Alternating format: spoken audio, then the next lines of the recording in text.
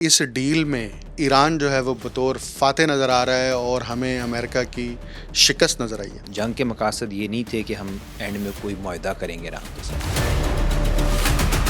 دنیا کے دیگر ممالک کے پاس اگر بیلسٹک میزائل ہیں تو ایران کا بھی رائٹ ہے۔ یہ دنیا جو ہے یہ طاقت کی زبان سمجھتی ہے۔ ایک طرف ہم گلوبل آرڈر کو سیٹ کرنے کے لیے، لائن کرنے کے لیے انٹرنیشنل پلیٹ فارم کے اوپر کردار ادا کر رہے ہیں، اور دوسرا ہماری ڈومیسٹک حالت کیا ہے۔ ہم یہ نہیں کمپلین کر سکتے کہ اللہ تعالیٰ نے موقع نہیں دیا۔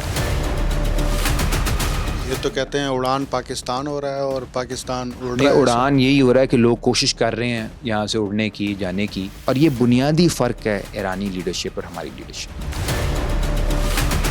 اس کو کیسے روکا جا سکتا ہے؟ جب تک یہاں پہ بنیادی معاشی ریفارمز کے اوپر بحث نہیں ہوتی۔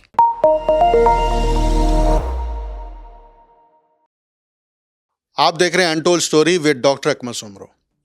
امریکہ اور ایران کے درمیان جنگ بندی کا معاہدہ ہو چکا ہے اور اس پر دستخط بھی ہو چکے ہیں۔ اب اس معاہدے کا جو اگلا مرحلہ ہے اس نے طے ہونا ہے، جس کا جو ٹائم فریم ہے وہ 60 دن کا ہے۔ اور اس میں خوشائند بات یہ ہے کہ اس معاہدے کے اندر جو تیسرا فریق، جس کو فریق بنایا بھی نہیں گیا، وہ اسرائیل ہے۔ لیکن اسرائیل اور امریکہ کے درمیان اب ہمیں اختلافات بڑھتے نظر آ رہے ہیں۔ پہلے اسرائیلی وزیروں نے امریکن صدر ڈونلڈ ٹرمپ کے خلاف بیانات دیے، جس کے جواب میں جے ڈی وینس نے باقاعدہ طور پر ایک پریس کانفرنس کی، اور اس میں نہ صرف وہ ہم ورنیکولر لینگویج میں کہتے ہیں نا، اسرائیل کو کھڑکایا، بلکہ یہ اوقات بھی یاد دلائی کہ ٹرمپ کے بغیر نہ تو آپ یہ جنگ لڑ سکتے تھے اور نہ آپ کے اندر اتنی صلاحیت اور قوت ہے کہ امریکہ کو چھوڑ کر آپ اکیلے ایران کا مقابلہ کر سکیں۔ اگرچہ یہ ہمیں عارضی طور پر تنازع نظر آ رہا ہے، لیکن اگر یہ طول پکڑتا ہے تو یقیناً اس کا فائدہ خلیجی ریاستوں کو بھی ہوگا، مشرق وسطیٰ کو بھی ہوگا، کیونکہ امریکہ اسرائیل کا سب سے بڑا پروٹیکٹر بھی ہے اور شیلٹر بھی فراہم کرتا ہے۔ اس پر بات کرنے کے لیے، اور اسی طرح پاکستان میں حالیہ دنوں میں بجٹ پیش ہوئے ہیں، وفاق کی سطح پر بھی، صوبوں کی سطح پر بھی، اس پر بھی ہم بات کریں گے، جس کے لیے میں نے خصوصی طور پر مدعو کیا ہے ڈاکٹر عمار علی جان کو۔ بہت شکریہ عمار صاحب ہمیں وقت دینے کے لیے۔ سر، یہ ایران ڈیل ہو گئی، ہم نے اس پر پہلے بھی بات کی تھی۔ آپ کیا سمجھتے ہیں کہ اس ڈیل میں جو نکات ریلیز ہوئے ہیں اس کے اندر ایران جو ہے وہ بطور فاتح نظر آ رہا ہے اور ہمیں امریکہ کی شکست نظر آئی ہے؟ بہت بہت شکریہ سمرو صاحب۔ آپ کو یاد ہوگا جنگ کے دوران ہماری آخری گفتگو ہوئی تھی، اور یاد رکھنا چاہیے کہ جنگ کے مقاصد کیا تھے۔ جنگ کے مقاصد یہ نہیں تھے کہ ہم اینڈ میں کوئی معاہدہ کریں گے ایران کے ساتھ۔ یہ ایک رجیم چینج آپریشن تھا، بلکہ اس کے رجیم چینج پلس کہنا چاہیے، کیونکہ صرف رجیم چینج بھی نہیں تھا کہ آپ اس کو ختم کر کے، اس ریاست کو ختم کر کے اس کے اوپر آپ ایک نئی رجیم بٹھا دو، شاہ کی یا کسی اور شخص کی، بلکہ ایران کی جو ریاست ہے، ایران کی جو تہذیب ہے، اس کی جو انڈسٹریل کیپیسٹی ہے، اس کی جو ملٹری کیپیسٹی ہے، اس سب کو تباہ کرنا مقصد تھا۔ جیسے عراق میں تباہ کیا گیا، وہ صرف رجیم چینج نہیں تھا، پورے عراق کو تباہ کر دیا گیا، شام کو تباہ کیا، وہ رجیم چینج نہیں تھا، پوری سماج کو تباہ کر دیا، لیبیا کو تباہ کیا، وہ بھی رجیم چینج نہیں تھا، پورے لیبیا کو تباہ کر دیا۔ افغانستان کے ساتھ بھی یہی ہوا، یمن کے ساتھ بھی یہی کرنے کی کوشش کی، غزہ کے ساتھ بھی یہی کرنے کی کوشش کی۔ ایران کے خلاف جو آپریشن تھا، جو پہلے دن ہی انہوں نے حملہ کیا تھا، وہ ایک تو امام علی خامنہ کو شہید کیا، دوسرا اسکول پہ حملہ کیا، یعنی انفراسٹرکچر اور لیڈرشپ دونوں کے اوپر حملہ ہوا۔ کلیئر میسج تھا کہ ایران کو ہم ختم کر دیں گے۔ اور اس نے ایک ٹویٹ میں بھی یہ کہہ دیا تھا کہ جی اب ایک تہذیب آج شام جو ہے وہ ختم ہو جائے گی، اور ساتھ ساتھ یہ کہتا تھا انکنڈیشنل سرنڈر چاہیے، انکنڈیشنل سرنڈر۔ یہ اس کی ٹویٹ ہے ٹرمپ کی، وہ بار بار اس کو ریپیٹ کرتا بار بار کرتا تھا۔ آج دیکھیں کیا ہوا۔ ایران نے نہ صرف مزاحمت کی، اس نے جو اپنے ارد گرد جتنے بھی فوجی اڈے تھے، جو کلونیل فوجی اڈے ہیں، سامراجی فوجی اڈے ہیں، ان پہ بھی حملہ کیا، آبنائے ہرمز کو بھی بند کیا، اسرائیل پہ بھی حملہ کیا، اور اینڈ میں یہ پوزیشن آ گئی کہ انہی کی لیڈرشپ سے، جن کو یہ دہشت گرد کہتے رہے، جن کو یہ غیر مہذب کہتے رہے، جن کو یہ امن و امان کے لیے خطرہ کہتے رہے، ان کے ساتھ یو اے ای نے بھی سیٹلمنٹ کی، امریکہ نے بھی سیٹلمنٹ کی، ان کے فنڈز بھی انفریز کر رہے ہیں، ان کے ساتھ تجارت بھی کر رہے ہیں، ان کو جو عالمی آرڈر کے اندر واپس لانے کی جو کوشش کر رہے ہیں۔ وہ ایک صرف چھوٹے فریق کے طور پہ نہیں، ایک ریجنل پاور کے طور پہ ایران کو پہلی بار 50 سالوں میں ریکگنائز کیا گیا کہ ایک ریجنل پاور ہے جو لڑ سکتے، اپنا دفاع بھی کر سکتی ہے اور ہر ملک کو اس کے ساتھ بنا کے رکھنی ہے. اور دوسری جانب نہ صرف امریکہ کا اپنی یورپی اتحادوں کے ساتھ اس معاملے پہ اختلافات بڑھ گئے، بلکہ ہماری آنکھوں کے سامنے پہلی دفعہ یہ کرشمہ ہو رہا ہے کہ جو نائب صدر ہیں امریکی جے ڈی وینس، وہ اسرائیل کو ڈانٹ رہے ہیں، کیونکہ اسرائیل میں لوگ بہت اس وقت خوف زدہ بھی ہیں، غم و غصے کی ایک لہر ہے کہ جی یہ کیسے ہو گیا کہ ہم نے تو لبنان میں نسل کشی کر رہے ہیں، غزہ میں نسل کشی کی، یمن میں کی، ایران میں بھی یہی کچھ کرنا تھا، اور یہ ان کے ساتھ بیٹھ کے اس وقت مذاکرات کر رہے ہیں اور ڈیل کر رہے ہیں اور ہمیں پوچھا تک نہیں. سو جے ڈی وینس نے کہا کہ آپ اپنی اوقات میں رہو، آپ ہمارے علاوہ آپ کو کوئی منہ نہیں لگاتا، تو آپ کون ہو؟ اسی طرح کر کے اس نے کہا. ٹھیک ہے، یہی ہے کہ بھائی ایک ملک ہے جو آج بھی آپ سے بات کرنے کے لیے تیار ہے. یعنی ایران نے تو خلیج پیدا کر دی اتحادیوں کے درمیان. اور یہ جرت کے ایک میخل مثال ہے کہ جب آپ کو جو تاریخ کو ہم جب اس کا چینج ہوتے دیکھتے ہیں کہ تاریخ میں کس طرح سے حقیقی معنوں میں تبدیلی آتی ہے، اس کے لیے قربانی دینی پڑتی ہے، اس کے لیے بڑے فیصلے کرنے پڑتے ہیں. بڑا ویژن ہونا، چھوٹا ویژن ہوتا تو وہ ڈیل کر لیتے، چھوٹا ویژن ہوتا تو سرنڈر کر دیتے، یار بم گرے گا اور کیا ہو جائے گا. ان کا نہیں. یہ اب ہم تاریخ کے ایسے موڑ پہ ہیں کہ یا مکمل غلامی، ٹوٹل سرنڈر ٹرمپ کے الفاظ میں، یا ہم تاریخ کا جو رخ ہے وہ بدل دیں گے. اور انہوں نے یہ کیا، قربانی دی، وہ ڈٹے رہے. اور آج وہ فرعون جو کہتا تھا میں ان سے بات نہیں کروں گا اور میں ایران جاؤں گا جب ایران میں نئی حکومت ہوگی، وہ انہی کو پیسے دینے پہ مجبور ہے.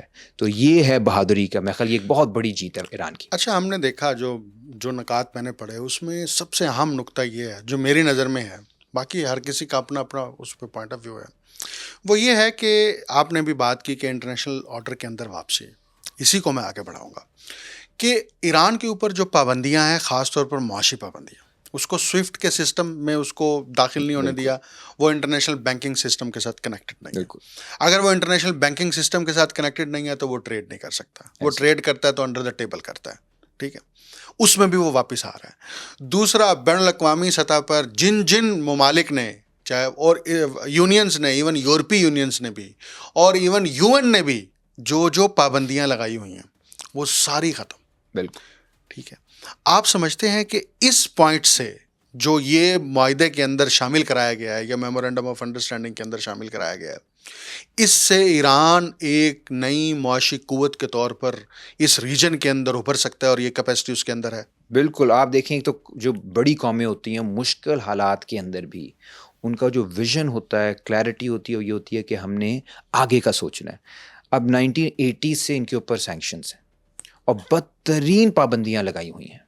پھر اسیسنیشن، کبھی وہ سائنسدانوں کو مار دیتے تھے، کبھی پولیٹیکل لیڈرشپ کو مار دیتے تھے. پھر ایک پورا انہوں نے ایک بیانیہ بنایا کہ ایران جو ہے وہ مرکز ہے یہاں پہ عدم استحکام کا اس خطے میں. لیکن ایران نے بالکل استقامت کے ساتھ وہ کھڑے رہے وہاں پہ اپنی پوزیشن پہ، فلسطینیوں کی بھی حمایت کرتے رہے، لبنان کی بھی حمایت کرتے رہے، یمن کی بھی حمایت کرتے رہے، شام کی بھی حمایت کرتے رہے. اپنی انہوں نے خود انڈسٹری، یعنی جو انٹرنل ڈومیسٹک انڈسٹری ہے، آپ شاید یہ جانتے ہوں گے کہ جو اس وقت ملٹری پروڈکشن ہے ان کی، وہ اپنی فیکٹریاں خود بنا رہی ہیں. پچھلے دنوں پوٹن نے کہا تھا کہ ہم نے ان کو اسلحہ نہیں دیا کیونکہ انہوں نے مانگا ہی نہیں. انہوں نے کہا کہ ہم خود اس قابل ہیں کہ ان پابندیوں کے باوجود، اس محاصرے کے باوجود، ہم اپنی بھی انڈسٹری بنا سکتے ہیں، اپنی ملٹری بنا سکتے ہیں، اور دیگر جو ایکسس آف ریزسٹنس جسے یہ کہتے ہیں ہو گئے اور اس طرح کی تنظیمیں، ان کو بھی ہم مدد دے سکتے ہیں. تو یہ تو محاصرے کے اندر انہوں نے کیا، یہ تو پابندیوں کے باوجود انہوں نے کیا. اب جب آپ انہیں as a player mainstream کے اندر لے کر آ رہے ہو تو وہ اس روایت کو لے کر آئیں گے جس میں آلریڈی ان کی انڈسٹری اس قابل ہے کہ وہ مقابلہ کر سکتی ہے. اور آپ دیکھیے گا کہ انویسٹمنٹ بھی آئے گی، اور ان کی اپنی جو انویسٹمنٹ ہے پورے ریجن میں، اور افریقہ میں پہلے سے ان کی ہے، لاطینی امریکہ میں پہلے سے ہے، تو ایک گلوبل پلیئر کے طور پہ سامنے آئے گی. اور ایک ایسی بدلتی ہوئی دنیا میں ان کو موقع ملے گا بزنس کرنے کا جس میں آلریڈی چین جو ہے وہ بہت آگے جا چکا ہے، تو وہ ان کا اتحادی ہے، روس ان کا اتحادی ہے. تو پورے ریجن کی جو ڈائنامکس ہیں وہ بدلنے لگی ہیں، اور ایران، ترکیہ، کچھ حد تک آپ کہہ سکتے ہیں پاکستان بھی, مصر, یعنی وہ ممالک جن کی ملٹری کیپیسٹیز اس وقت موجود ہیں, ان میں ایک پوٹینشیل آ جائے گا. میں سے پوٹینشیل کہہ رہا ہوں, یہ نہیں کہہ رہا کہ اصل میں, کیونکہ ہمارے پاس بہت یہ قابلیت ہے کہ ہم پوٹینشیل کو ضائع کریں, لیکن پوٹینشیل آ جائے گا کہ ایک نئی لیڈرشپ دیں اس پورے خطے کو. اور ایران آلریڈی اس نے اپنے آپ کو ثابت کر دیا ہے کہ وہ اس نئی دنیا کا, اس نئی لیڈرشپ کا وہ مرکز ہوگا. تو ہم یہ کہہ سکتے ہیں کہ اب یہ بڑا رائٹ ٹائم ہے کہ یہ مشرق وسطیٰ کے سارے ممالک ایران کے ساتھ بیٹھیں اور بیٹھ کر ایک نیا ایسا الائنس بنائیں جس سے نہ صرف ریجن کے ریسورسز کو پروٹیکشن مل سکے, بلکہ اسرائیل مستقبل میں ایسی کیپیسٹی بھی حاصل نہ کر سکے کہ وہ کسی بھی مشرق وسطیٰ کے ملک کے اوپر اٹیک کرے. یہ ایک رائٹ ٹائم ہے. اور اسی کے ذیلی ایک سوال میرا یہ ہے, بڑی حیران کن بات ہے, میں کل سے سوچ رہا ہوں کہ آخر ایسا ٹرمپ نے کیوں کہا. ٹرمپ نے کہا, صحافی نے سوال کیا کہ آپ ایران کے بیلسٹک میزائل پروگرام کے اوپر جو ہے وہ معاہدے کے اندر کچھ شامل نہیں ہیں. تو اس نے کہا کہ بات یہ ہے کہ اگر ایران کے ہمسایہ سارے ممالک اور ارد گرد ممالک یا دنیا کے دیگر ممالک کے پاس اگر بیلسٹک میزائل ہیں تو ایران کا بھی رائٹ ہے. اگر ہم یہ رائٹ بھی ان سے چھین لیں تو یہ ان کے ساتھ زیادتی ہوگی. مطلب یہ سمجھ نہیں آئی کہ یہ اتنا بڑا پیراڈائم شفٹ ہے. بنیادی طور پہ دیکھیں, یہ دنیا جو ہے یہ طاقت کی زبان سمجھتی ہے. اس سامراج جو ہے, استعمار جو ہے, وہ جو ادھر آیا ہندوستان میں, انہوں نے قبضہ کیا ہمارے خطے پہ, یعنی بر صغیر پہ, تو وہ کوئی دلیل دے کے تو نہیں کیا. ان کے پاس اسلحہ تھا, انہوں نے قبضہ کر لیا. اس کے بعد پھر ساری باتیں آئی کہ یہ غیر مہذب لوگ ہیں, ان کا کلچر ٹھیک نہیں, ان کا مذہب ٹھیک نہیں. وہ ساری باتیں تو اس لیے انہوں نے کی کیونکہ وہ جیت گئے.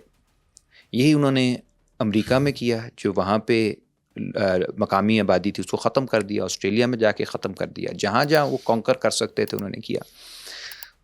اس سب کو روکتا کیا چیز روک سکتی ہے, تاریخ میں کس چیز نے روکا ہے, وہ یہ ہے کہ کیا آپ مقابلہ کر سکتے ہو کہ نہیں. اور مقابلہ جدید دور میں کرنے کے لیے دو چیزیں ضروری ہیں. ایک آپ میں ہمت ہونی چاہیے, دوسرا آپ کے پاس کیپیسٹی ہونی چاہیے. یعنی یہ صرف جذبات کی بھی اب گیم نہیں ہے. ظاہر ملٹری ٹیکنالوجی آپ نے دیکھا کس لیول کی ٹیکنالوجی تھی کہ اسرائیل وہاں سے بم مارا تھا, ایران ادھر سے اسرائیل کو مار رہا تھا, آئرن ڈوم تھا, اور کیا کیا چیزیں تھیں. تو ایران نے اپنے آپ کو ثابت کیا ہے کہ دونوں کیپیسٹیز اس کے پاس ہیں, اور اس نے یہ ثابت کیا ہے کہ ہمارے خلاف جانا آپ کو سیکیور نہیں, آپ کو انسیکیور کرے گا. یہ انہوں نے UAE کو بھی میسج دیا, انہوں نے سعودی کو بھی میسج دیا ہے, ہمارے ساتھ بنا کے رکھو گے تو سیکیورٹی ہے, ہمارے ساتھ چلے جاؤ گے تو انسیکیورٹی ہے, چاہے اسرائیل آپ کے پیچھے ہو یا امریکہ آپ کے پیچھے ہو یا پورا یورپین یونین پیچھے ہو. جب میزائل آئیں گے تو کوئی آپ کو بچانے نہیں آئے گا. آپ دیکھیں نا دبئی جو ہے, UAE کا اوور آل جس طرح سے ہے وہ اس طرح ہے کہ ہم کوئی بہت بڑی سپر پاور ہیں, ہم یمن میں بھی پنگے بازی کریں گے, ہم پاکستان میں بھی پنگے بازی کریں گے, صومالیہ میں بھی کریں گے, ہم سوڈان میں بھی کریں گے. تو ان کا اپنے مائنڈ میں ان کا ہے کہ ہم گلوبل پاور بن گئے ہیں کیونکہ پیسہ ہے اور پیچھے اسرائیل ہے. 4 بم انہوں نے مارے میزائل ایران نے, تو سارا وہ ٹھنڈے پڑ گئے. ٹھیک ہے, انہیں سمجھ آ گئی کہ یار اینڈ میں جیوگرافی میٹرز, جغرافیہ بھی میٹر کرتا ہے نا. کہاں پہ امریکہ ہے, کتنی دیر تک امریکہ لڑتا رہے گا ادھر, ایران تو ادھر ہی رہے گا, اور پھر اس کے پاس میزائلز ہیں. اور امریکہ کے لیے بھی مشکل ہے کہ کب تک وہ یہ نظر رکھے کہ جی ایران یہ بم بنا سکتا ہے, یہ میزائل بنا سکتا ہے, یہ نہیں کر سکتا ہے. تو ان کی بھی مجبوری ہے کہ وہ اپنا ایک فریم ورک طے کریں اور یہاں سے نکلیں. تو اس لیے ایران نے جو یہ دونوں چیزیں اپنی ڈیمونسٹریٹ کی ہے کہ ان کے پاس کیپیسٹی بھی ہے, ان کے پاس جرت بھی ہے. So both the capacity and the will to fight, اس کی وجہ سے پورا ڈائنامک چینج ہو گیا ہے. تو جو سیکیورٹی کا آرکیٹیکچر بنایا ہوا تھا امریکہ اور اسرائیل نے پچھلے کوئی تقریباً 60-70 سالوں سے, وہ یہ تھا کہ اگر آپ ہمارے ساتھ نہیں چلو گے تو تباہی آپ کا مقدر بنے گی. یہ سارا جو خلیجی ریاستیں, ان کے پاس کوئی اتنے وسائل نہیں ہیں, ان کے پاس ایک چیز ہے, وہ ہے سیکیورٹی. امریکہ کی جانب سے پوری عرب دنیا کو انسیکیور کر کے ان کو سیکیورٹی کا مرکز بنایا ہے, جس کی وجہ سے یہاں پہ پیسہ آتا ہے. ورنہ مصر تھا مین ملک, ہم جو تاریخ پڑھتے ہیں مصر تھا, عراق تھا مین ملک اس خطے کا, شام تھا مین ملک اس خطے کا, تاریخ کے اعتبار سے بھی وہی نا. ہم نے تو قطر کا کبھی نہیں سنا ہوا تھا بچپن میں, یعنی آپ تاریخ جب پڑھتے ہو یہ دیکھیں نا, یہ ایک آپ نے چھوٹی چھوٹی ملک بنا دیا. آپ نے کہا ادھر ہم سیکیورٹی دیں گے, سارے عرب دنیا کو جو امیر بندہ ہے ادھر آ کے پیسہ لگائے, اور باقی ملکوں پہ پابندیاں, مصر پہ پابندیاں, شام پہ پابندیاں, عراق پہ پابندیاں. تو سارا جو عرب نیشنلزم کا پروجیکٹ تھا اس کو ڈیفیٹ کرنے کے لیے اس ساری ان خلیجی ریاستوں کو سپورٹ کیا. وہ اب ریورس ہو رہا ہے. اب وہ کلیئر ہو گیا ہے کہ جو آج کے امریکہ کے ساتھ جائے گا، جو کہ ایک زوال پذیر سامراج ہے جس کا مذاق اڑا رہی ہے پوری دنیا، اس کے ساتھ جو جائے گا وہ سیکیورٹی نہیں، وہ لانگ ٹرم انسیکیورٹی کا معاہدہ کر رہا ہوگا. اچھا، اس معاہدے میں جو میمورنڈم آف انڈرسٹینڈنگ کا آخری نقطہ ہے، جس کو ہم نقطہ نمبر 14 کہتے ہیں، اس سے مجھے پاکستان کے 14 نکات بھی یاد آتے ہیں قائد اعظم کے. 14 نمبر کے اوپر یہ لکھا ہوا ہے کہ یہ جو معاہدہ حتمی طور پر ہوگا 60 دنوں بعد، ایک بڑا کمپریہنسو ایگریمنٹ جو ہوگا، اس کی توثیق کرائی جائے گی یونائٹڈ نیشن سیکیورٹی کونسل سے. آپ سمجھتے ہیں یونائٹڈ نیشن سیکیورٹی کونسل اس وقت دنیا کے آرڈر کو according to international rules based order رکھنے میں کامیاب ہے یا نہیں؟ بالکل بھی نہیں ہے. وہ تو دیکھیں، کیونکہ اس وقت جو انٹرنیشنل آرڈر ہے وہ کلیپس کر گیا ہے. جو خاص طور پہ آپ نے دیکھا، میں اس میں فلسطینیوں کی بات ہمیں کرنا میرے خیال بہت لازمی ہے ہمارے لیے، کیونکہ جو غزہ میں جس قسم کی نسل کشی کی گئی اور مسلسل کی گئی، اور سوشل میڈیا پہ نظر آ رہا ہے کہ جی آپ ہسپتالوں پہ حملے کر رہے ہو، آپ اسکولوں پہ حملے کر رہے ہو، یونیورسٹیز پہ حملے ہو رہے ہیں، پھر ریفیوجی کیمپس کے اوپر حملے ہوئے. اس کے بعد جو لائنوں میں لگے ہوئے تھے یو این کے وہ جو فوڈ ایجنسی تھی، اس کی لائنوں میں جو بھوک سے نڈال بچے کھڑے ہوئے تھے، ان کو سنائپرز نے شہید کیا، اسرائیلی سنائپرز نے. اور پبلک ہو رہا ہے، الجزیرہ بھی رپورٹ کر رہا ہے، اور بھی ایون سامراجی میڈیا بھی رپورٹ کر رہا ہے. اس سب کے بعد کون سا انٹرنیشنل آرڈر آتا ہے؟ جب دل کیا یمن پہ بم مارا، جب دل کیا لبنان پہ بم مارا. تو انٹرنیشنل آرڈر تو ختم ہو چکا ہے، لیکن امریکہ کو ایک وے آؤٹ چاہیے، اور وہ وے آؤٹ یہی ہوگا کہ آپ کسی نہ کسی طرح اس کی، اور ایران نے یہ کہا کہ ہم صرف آپ کے ساتھ نہیں، ہمیں گارنٹرز چاہیے. تو ان کا کہ چین بھی پیچھے ہونا چاہیے، روس بھی پیچھے ہونا چاہیے، یورپی ممالک بھی پیچھے ہونا چاہیے، کیونکہ امریکہ کی کسی بات پہ اب جو ممالک ہیں تیسری دنیا کے یا پوری دنیا کے ممالک، ان کو اعتبار نہیں. تو ایک کوشش یہ ہوگی، لیکن یہ بھی یاد رکھیں نیتن یاہو جو ہے وہ ایک نہ صرف نیم پاگل آدمی ہے، بلکہ اس کا ایک پورا مشن ہے گریٹر اسرائیل کا. ٹھیک ہے جی، وہ رک رہا نہیں ہے لبنان میں. اس کی آپ نے دیکھا ہوگا آج بھی لڑائی ہوئی ہے. وہ مسلسل کوشش کرے گا اس کو سبٹاج کرنے کی. ان کے الیکشن آ رہے ہیں اکتوبر میں اسرائیل میں، تو اس کا واحد جو ایشو تھا وہ یہی تھا کہ میں لڑوں گا اور جیتوں گا. تو 60 دن کے اندر اس کی ہر کوشش ہوگی کہ اس کو ناکام بنائے. لیکن جو جے ڈی وینس نے کل بات کر دی ہے، اس کے بعد نیتن یاہو کا جو مستقبل ہے، یعنی اس کو جو سزا ہونی چاہیے وہ تو پتہ نہیں ہم دیکھ سکیں گے کہ نہیں، لیکن الیکشن میں اس کا مستقبل بہت خراب ہے. اور دوسرا یہ ہے کہ جو عالمی طاقتیں ہیں وہ اپنا رول بڑھا دیں گی، کیونکہ اب چائنا اور رشیا کا جو رول ہے پورے خطے میں اور بلکہ پوری دنیا میں وہ بڑھ جائے گا. بیکاز ایران نے کہا ہم آپ کی گارنٹی پہ صرف نہیں کریں گے، اور امریکہ مان گیا. امریکہ کو پتہ ہے کہ ہم پہ اعتبار کوئی کیوں کرے گا. ابھی اٹلانٹک نے رات کو ایک بڑا تفصیلی مضمون شائع کیا ہے، اور اس میں انہوں نے کہا ہے کہ نیتن یاہو کے پاس 2 پوائنٹس تھے جس کی بنیاد پر وہ اسرائیلیوں کو انگیج کر رہا تھا.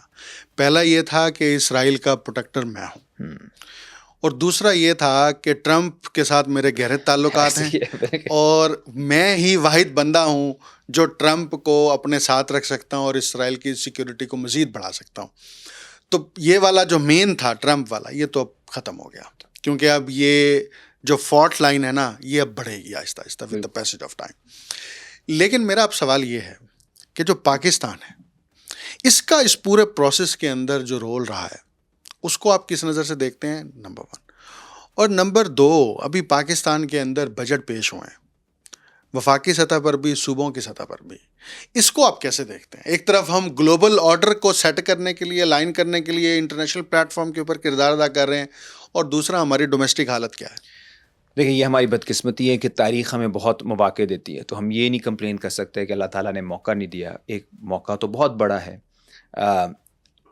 اس میں پہلی بات یہ کہ پاکستان نے رول کیوں ادا کیا اور کیسے کیا، یعنی یہ کیا حالات تھے جس کی وجہ سے پاکستان کی امپورٹنس بنی.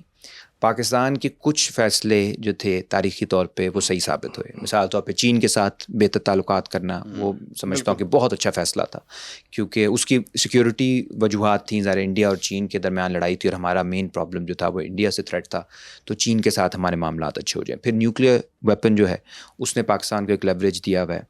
تو کچھ اس طرح کی چیزیں ہیں جن کا ہمیں فائدہ ہوا ہے. پھر امریکہ کے ساتھ تو ظاہر تعلقات بھی ہیں, ایک نیو کلونیل رشتہ بھی ہے. پھر ایران سے ہمارے تعلقات پچھلے عرصے میں کچھ بہتر ہونا شروع ہوئے ہیں, کیونکہ ہماری اپنی جو انٹرنل سیکیورٹی سچویشن ہے وہ اس طرح کی ہے کہ اگر ایران پوری طرح سے کلیپس کر جاتا خدا نخواستہ تو یہاں پہ ایک سیکیورٹی نائٹ میئر ہونا تھا. بلوچستان میں اور دیگر جگہوں پہ بالکل آپ کے ہاتھ سے گیم نکل جانی تھی. اور اسرائیل کی بھی کوشش یہی تھی کہ جی ٹرکی بھی ان کے اس کے اوپر ہے, ہدف ہے, اور پھر پاکستان بھی ایک ہدف ہے. تو یہ کیلکولیشن تھی اوور آل کہ ہم نے اس میں کوئی نہ کوئی رول ادا کرنا ہے. اور مختلف جو پاور سینٹرز تھے, سعودی بھی ظاہر ہے اس میں, ریاض بھی ہماری بات سن رہا تھا, تہران بھی سن رہا تھا, بیجنگ بھی سن رہا تھا, واشنگٹن بھی, یہ بڑی یونیک سچویشن تھی اور اس لیے آپ یہ رول ادا کر سکے. تو یہ جسے ہم کہتے ہیں تاریخ جو ہے پاکستان کو وہ لے کر جا رہی ہے مشرق کی طرف, اپنے خطے کی طرف. ہم اپنے خطے میں ایک بڑا رول ادا کر سکتے ہیں, لیکن اس کی شرط یہ ہے, جو آپ کا دوسرا سوال, شرط یہ ہے کہ آپ اگر سالمیت کی جب بات کرتے ہو کہ ہمیں اپنی انڈیپینڈنٹ ایک فارن پالیسی بنانی ہے, وہ لانگ ٹرم تب تک نہیں ہو سکتی جب تک آپ معاشی طور پر آزاد نہ ہو, یعنی اکنامک ساورنٹی. کس سے آزاد نہ ہو؟ جو اس وقت عالمی مالیاتی ادارے ہیں, آپ کا جو بجٹ بنا ہے, ایک طرف آپ پوری دنیا میں عالم امن قائم کر رہے ہیں, دوسری طرف آپ کا بجٹ جو ہے وہ بنا رہے ہیں آئی ایم ایف کے دوسرے تیسرے درجے کے ٹیکنوکریٹ. نہیں, یہ تو کہتے ہیں ہم خود بنا رہے ہیں, آئی ایم ایف نہیں بنا رہا. شاید اس ٹائپ خود کر رہے ہوں, ٹھیک ہے, لیکن جو سارا یعنی اخباروں میں آیا ہے ان کا جی یہ ہم الاؤ نہیں کر سکتے, اس پہ آپ اتنا ٹیکس اس پہ نہیں لگا سکتے, ایجوکیشن پہ آپ نے اتنا کٹ کرنا ہے, ڈیولپمنٹ پہ آپ نے اتنا کٹ کرنا ہے. کرتے کرتے کرتے آپ حالت یہ دیکھیں کہ اس دفعہ جو آپ کا اکنامک سروے آیا ہے, ٹھیک ہے جی, آپ کے پاس اس وقت ملک کے اندر 5 سال کی عمر کے جو بچے ہیں 33% سٹنٹڈ گروتھ ہے.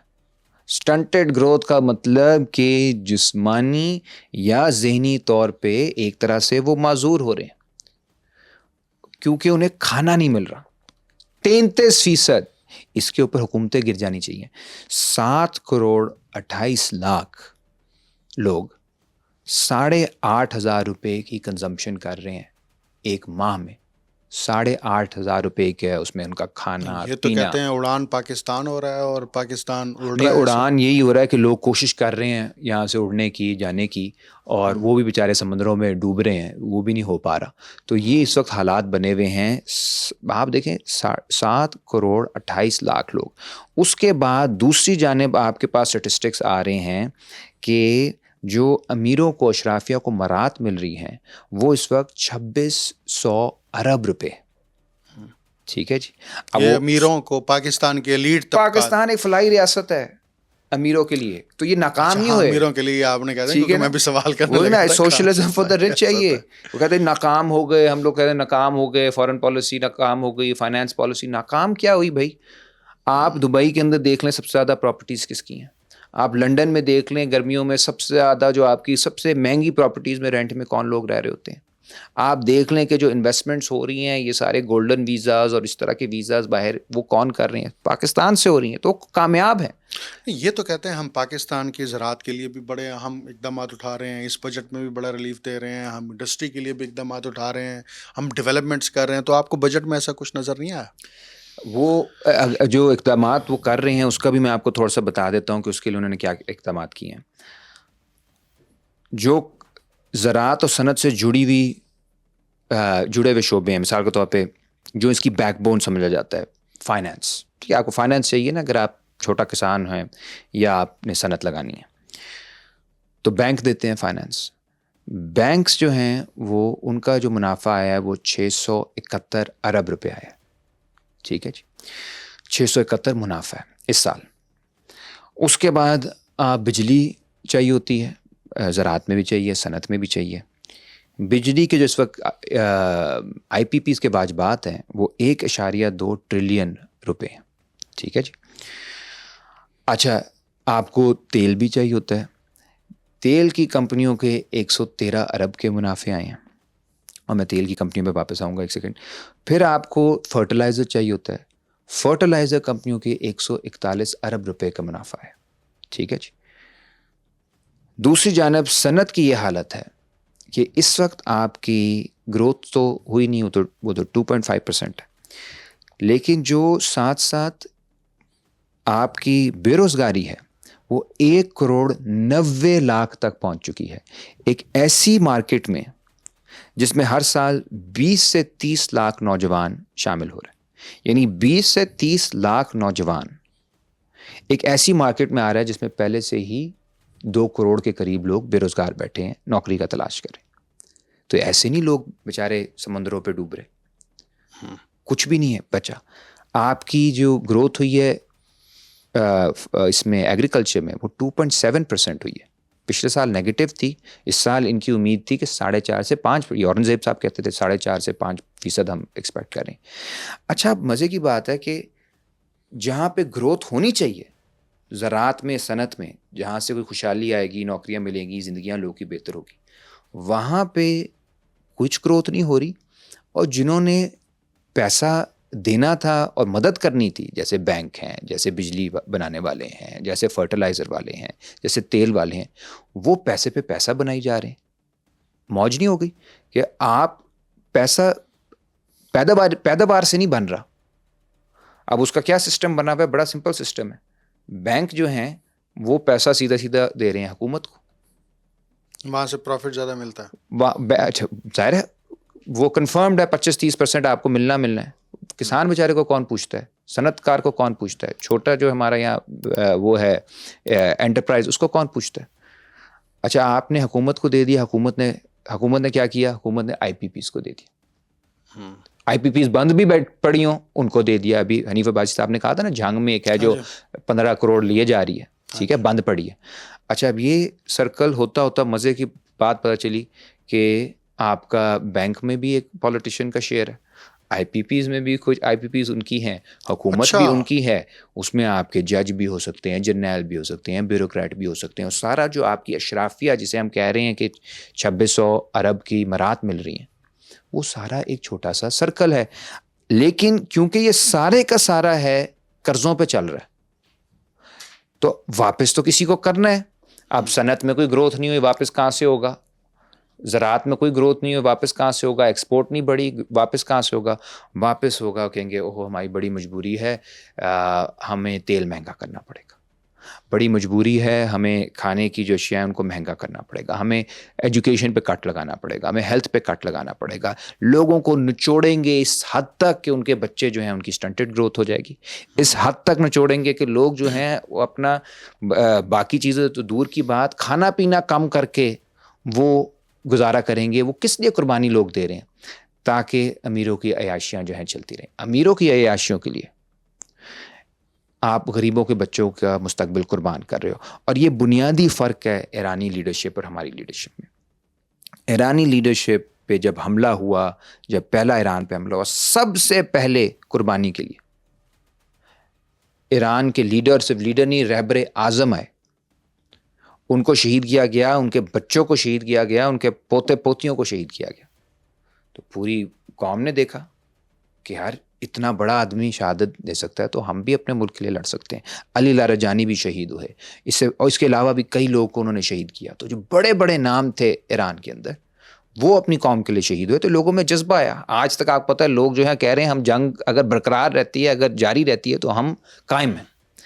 دوسری جانب ہمارے یہاں یہ ہوا کہ جیسے ہی جنگ ہوئی تو انہوں نے سوچا کہ یار یہ موقع ہے کہ جو ہم نے پیسے قرضے لیے میں اس کو واپس کیا جائے. اور انہوں نے 100 روپے سے زیادہ کی لیوی لگا دی. ٹھیک ہے، پیٹرول کے اس پہ تو بلاول نے کہا ہے کہ ہم نے تو 2010 میں اس سیلاب کی وجہ سے عارضی طور پر لگائی تھی اور اس کے بعد مستقل طور پر یہ چل رہی ہے، اس کو ختم ہی نہیں کیا گیا. یہ دیکھیں نا، یہ بنیادی طور پہ صرف جو پیٹرول کمپنیوں کو ان 2 مہینوں میں منافع دیا 27 ارب روپے کا. تو جنگ میں آپ نے یہ نہیں سوچا کہ یار میں کیسے قربانی دے سکتا ہوں، میں لیڈر ہوں، اتنی بڑے میرے پہ ذمہ داری ہے کہ جو مسلم دنیا کا واحد نیوکلیر پاور ہے اس کے ہم لیڈر ہیں. 25 کروڑ ملک ہیں، ساتھ ہمارا ہمسایہ ہے. کتنا پوری مسلم دنیا، پوری انسانی تاریخ کا ایک بہت اہم ایک موڑ ہے جس پہ ہم نے فیصلہ لینا ہے. تو فیصلہ کیا لینا ہے کہ یار ادھر سے 2 نمبری کر لو، ادھر سے پیسہ بنا لو، یہ موقع ہے. یعنی انہیں ہر بحران موقع نظر آتا ہے کہ اپنے جو سارے کھاتے ہیں ان کو سیدھا کر لو. اور قربانی کون دے رہا ہے؟ عوام دے رہی ہے. یعنی عوام نے ان مشکل حالات میں بھی مہنگائی کر کے، اب میں حیران اس بات پہ ہوں نا کہ یار لوگوں کو ظاہر ہے غصہ تو کیوں نہ آئے. لوگ محنت کر رہے ہیں، روز محنت کر رہے ہیں تاکہ ایک بڑا حصہ یہ لے جائیں، ان کی عیاشیاں چلتی رہیں. کتنا زبردست سسٹم ہے. آخری سوال، کوئک جواب چاہیے، اس کو کیسے روکا جا سکتا ہے؟ اس کو روکا تب جا سکتا ہے جب تک یہاں پہ بنیادی معاشی ریفارمز کے اوپر بحث نہیں ہوتی. اور اس میں ہمیں کیونکہ میں خود سوشلسٹ ہوں، میں سمجھتا ہوں کہ یار آپ کو سرمایہ داری نظام کے اوپر ایک پوری تنقید کرنی پڑے گی. یہ جو مافیا چلاتے ہیں، شوگر ملیں پیسہ کما رہی ہیں، فرٹیلائزر، بینک، یہ سب جو ہیں، ان کے اوپر جب تک بات نہیں ہوگی کہ ان کو ریگولیٹ کیسے کرنا ہے، اور ایک متبادل اس طرح کا پلانڈ سسٹم سامنے لے کر آیا جائے جس میں آپ کی جو ترقی کا معیار ہے، وہ چھوٹا کسان ہو، وہ محنت کش ہو، وہ مڈل کلاس ہو، ان کی زندگی میں کیا ترقی ہو رہی ہے. ہمیں بڑے بڑے جو یہ سارے پروجیکٹس ہیں دکھاوے کے وہ نہیں چاہیے، ہمیں عام لوگوں کی خوشحالی چاہیے. اور اس کے لیے آپ جب تک ان پہ قدغنیں نہیں لگائیں گے، یہ جو مافیاز ہیں، اشرافیاں ہیں، اور ٹرانسفر آف ویلتھ امیر سے غریب تک نہیں ہوگی، یہ فلاحی ریاست امیروں کے بجائے غریبوں کی فلاحی ریاست نہیں بنے گی، محنت کشوں کی فلاحی ریاست نہیں بنے گی، مڈل کلاس کی فلاحی ریاست نہیں بنے گی. یہ معاملات اسی طرح چلتے رہیں گے، اور آپ کی جو سالمیت ہے وہ صرف بم سے نہیں چلے ہو سکتی. جب تک آپ معاشی طور پہ آزاد نہیں ہوگے، آپ حقیقی آزادی نہیں لے سکتے. اور اس کے لیے آپ کو ایک پیداواری، ایک ڈائنامک اکانومی چاہیے. اسی کے ذریعے آپ IMF سے بھی جان چھڑوائیں گے اور یہاں کی اشرافیہ مافیا سے بھی جان چھڑوائیں گے. ٹھیک ہے، بہت شکریہ ہمارے علی جان صاحب.